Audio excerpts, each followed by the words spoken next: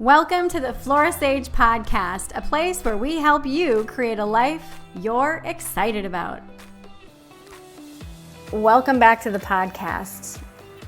This episode, I think, is really going to change and shift you at such a deep level. Think about your life right now. Your home, your vehicle, the clothes you have, the level of health that you have right now, your weight, your partner, your children, if you have them, pets, your job, your friends. Now think about something that you want. This is something that you think you might be missing in your life, or that maybe you want to expand on from what you already have, but begin to visualize that thing that you desire. As you're visualizing this thing that you want, I want to read to you something from the Daily Stoic from May 18th. And it says, "How you do anything is how you do everything. Pay attention to what's in front of you, the principle, the task, or what's being portrayed." Marcus Aurelius, Meditations 8.22. It's fun to think about the future. It's easy to ruminate on the past.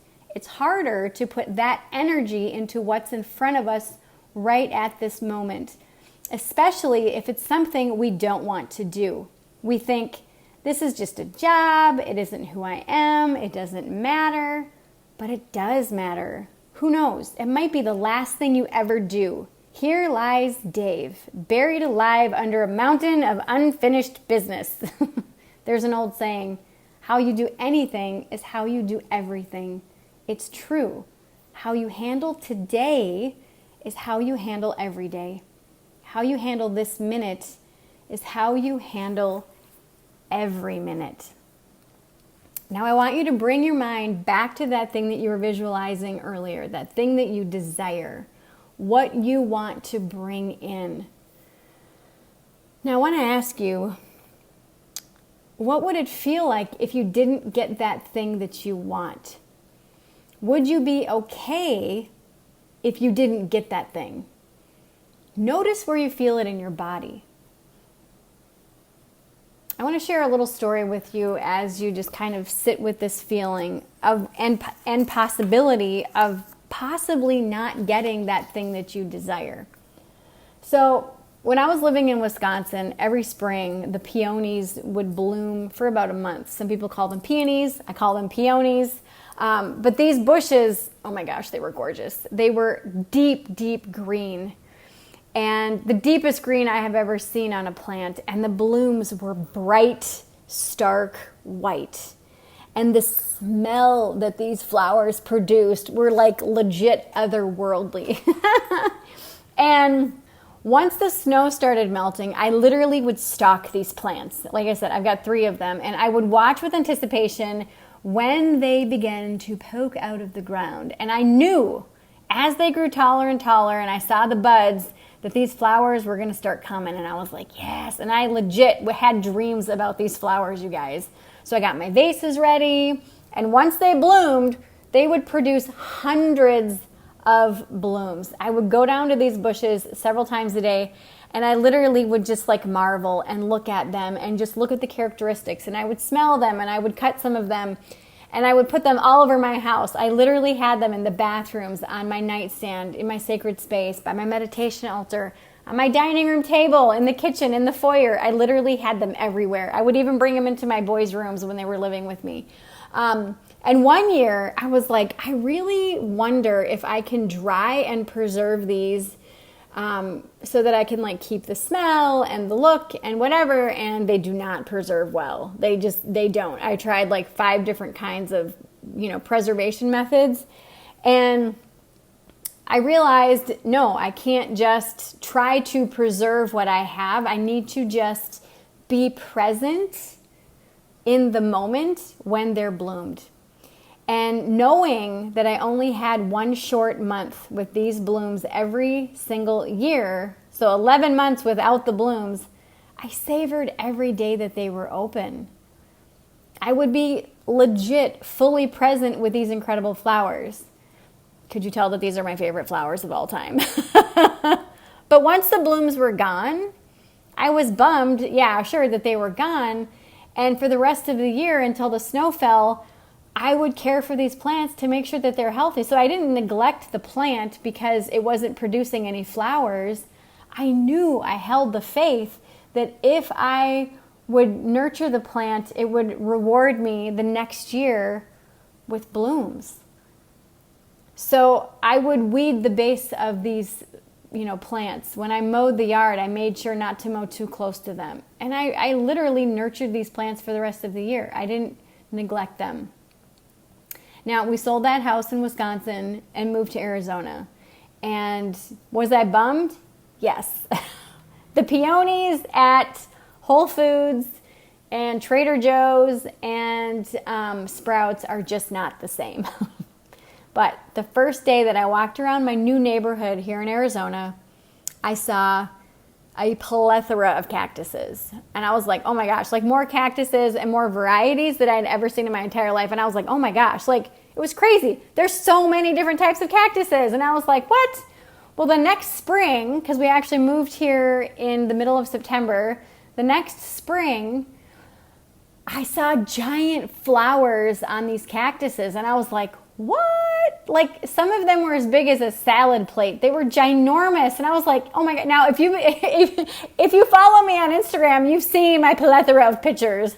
Like I geek out with these things. Now, the flowers on these cactuses only last around 24 to 48 hours. Most of them about 24. Some of them as 12 hours. So some of them bloom for a very, very short period of time.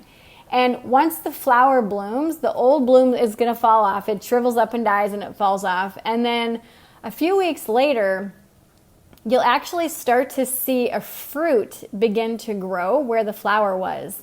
And after a couple of months, the fruit typically is like this bright pink or this bright red, and it's just fat and it bursts open, and the birds and the animals and humans actually eat these cactus fruits. But for the rest of the year, the cactus looks barren.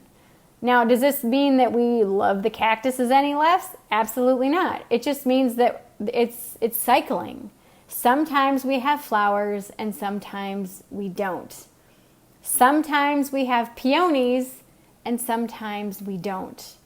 So going back to the message from the Daily Stoic, how we live our life today without that thing in it is how you're going to live your life when you get that thing. And if you love your life today without that thing in it, that thing meaning that thing that you desire, that thing that you want, that thing that you want to manifest, that thing that you're visualizing to hold true, if you love your life today without that thing in it, is how you are going to love your life when you do get it.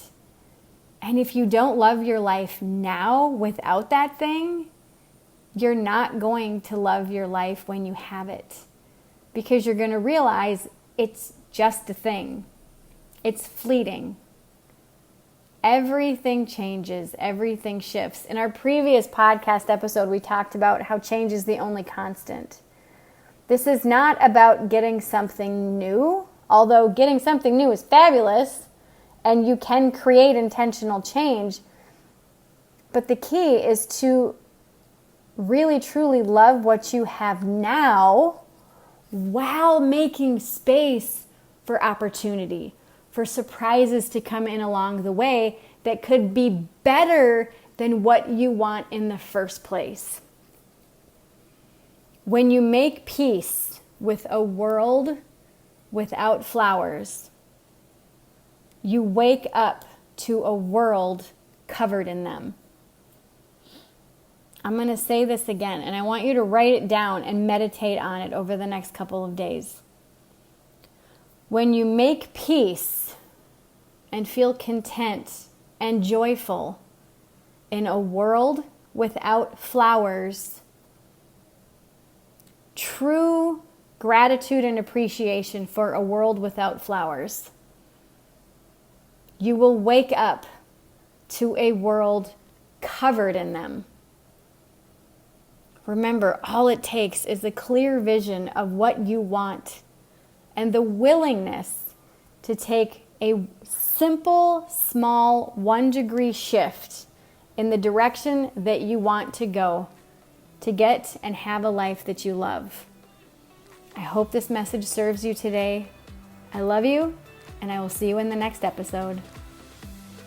If you're enjoying this content, which I hope you are, and you're applying this knowledge in your life and are seeing results, I would love to hear about your successes. Click the link in today's show notes, share your success story with me so you can help to inspire others.